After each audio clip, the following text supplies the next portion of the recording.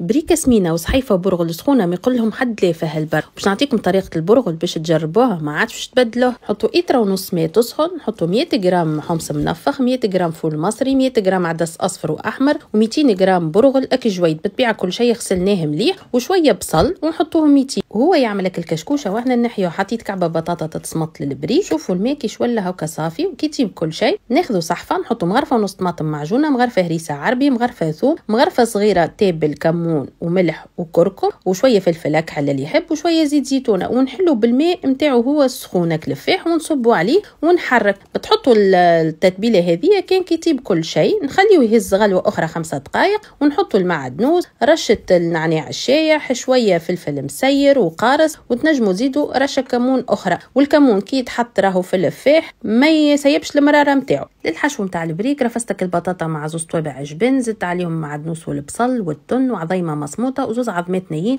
نحب الحشو يجي طري مش شايح، وشويه ملح وفلفل اكحل. نحطوا بزيت شويه اكل حشو في البريكه ونروليو ونكبسوا، ومن بعد نقليوهم في زيت سخون تجينا بريكه سمينه مسميتها هذه. اللي ما يحبش مقلي نجم يدهن ورقه الملصوقه بالزبده ويحطهم في الفور راهو يجيو بنين على الاخر. زاده حسيلو دباره ما يقولها حد لا في الشتاء. نودكم وما نشهيكم ان شاء الله تجربوها وتعجبكم. تسمعوا فكة قرميشه وعصيره قارصه على كل بريكه، تتخيلوا في المشهد. نستنى برشا حب وتجربوا تبعثوا لي.